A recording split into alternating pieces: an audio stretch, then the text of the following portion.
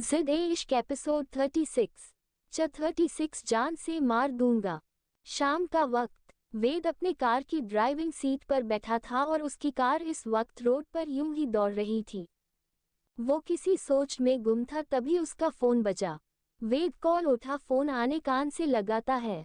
दूसरी तरफ की बातें सुन उसकी नजरें सर्द हो गई।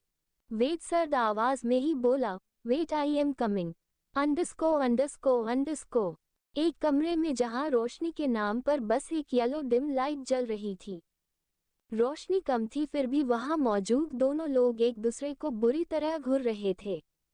आंखों में गुस्सा लिए वो 27-28 साल का लड़का बोला, आपका दिमाग तो ठीक है ना डैड? बड़ाऊ, उस वेद ठाकुर से डर कर आप मुझे यहाँ से दूर भेज रहे हैं। इतना क्यों डर रहे हैं आप उससे? आई प्रोमिस इस बार ऐसा हाल करो। चटाक, एक तेज थप्पड़ उस लड़के के गालों पर पड़ा। उसके सामने खड़ा 55-60 साल का वो आदमी गुस्से से कांपते हुए बोला, दिमाग घास चरने गया है क्या कपिल? बड़ी मुश्किल से तुझे उस वेद ठाकुर की नजर से बचाकर पुलिस वालों को ना जाने कितने पैसे खिलाए, कितनी मिन्नतें की, तब जाकर तू आज ये खुली हवा में सांस ले रहा है। कहा था मैंने पहले भी तुझसे, सोच समझ कर कोई भी कदम उठाना। वो वेद ठाकुर है, 1 मिनट नहीं लगेगा उसे तेरी टांगों को काट कर हाथ में देने में। आप अपने ही बेटे के सामने अपने दुश्मन की तारीफ कर रहे हैं डैड, जबकि आपकी दुश्मनी के चलते मैंने ये कदम उठाया था। कपिल भी गुस्से से सामने खड़े प्रताप सिंह को जवाब देता है। कपिल की बातें अब प्रताप सिंह के सर में दर्द दे रही थी। वो अपने सर को पकड़ गुस्से से तेज आवाज में बोले, किस नालायक को जन्म दिया है मैंने? अरे अकल के दुश्मन, उसकी होने वाली बीवी को अगवा कर तू दुश्मनी खत्म कर रहा है या अपने बाप की कब्र खुदवा रहा था? अगर गलती से भी तूने उस दिन मेरा फोन नहीं उठाया होता तो आज तू अपने बाप की 13वीं मना रहा होता।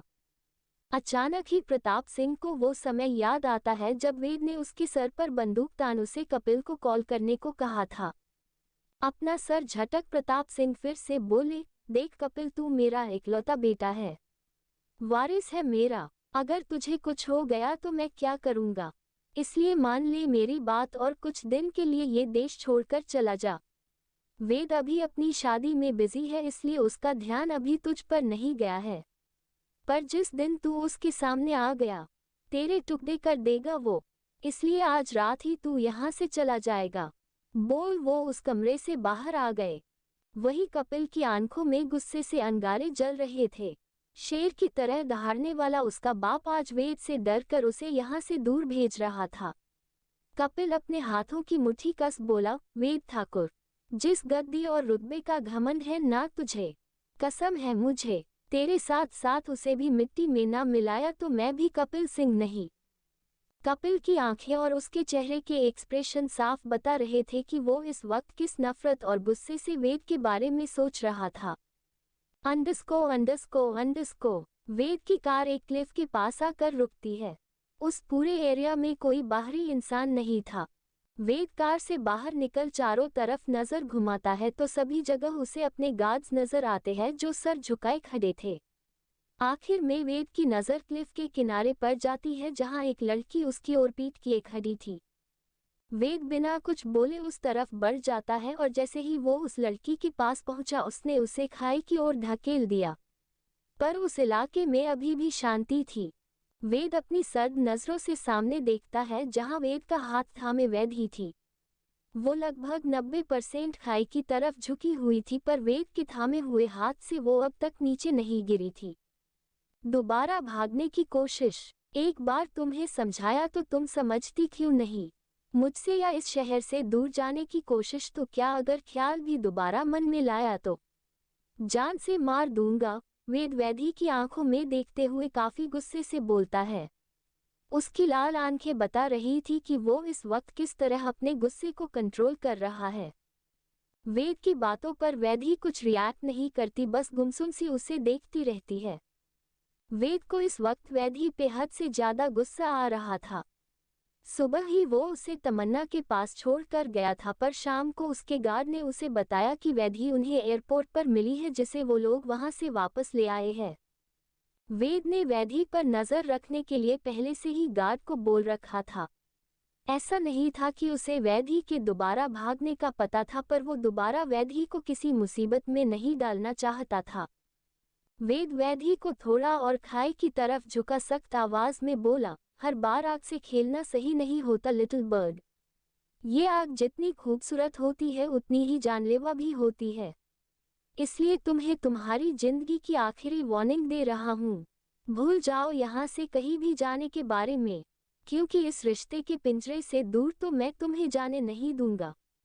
और अगर इस पिंजरे से उड़ने की कोशिश की तो इसी खाई में फेंक दूंगा। वेद की बातें किस हद तक सच हो सकती है ये उसका लहजा ही बता रहा था।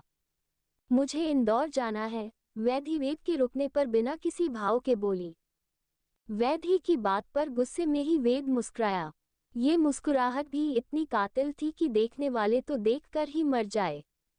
वेद वैधी के पीछे खाई के अंधेरे को देखते हुए बोला, बारूद के ढेर पर बैठकर आग से खेलने का अंजाम नहीं पता तुम्हें लिटिल बर्ड।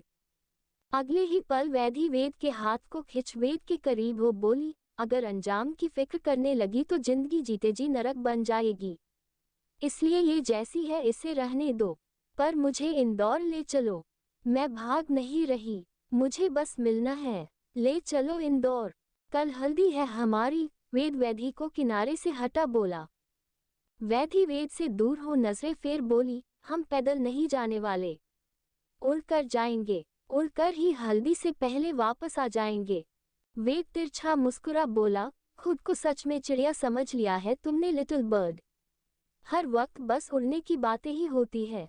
वेद की बात पर वैधी वेद को देख बोली, मेरे बारे में हम बाद में डिस्कस करेंगे, पहले इंदौर चलो। बोल वो आगे बढ़ गई। वेद भी उसके पीछे अपने फोन में कुछ टाइप करते हुए आता है और कुछ ही देर में वो लोग वहां से निकल गए। सॉरी फॉर छोटा चैप्टर, पर आज थोड़ी बिजी हूँ।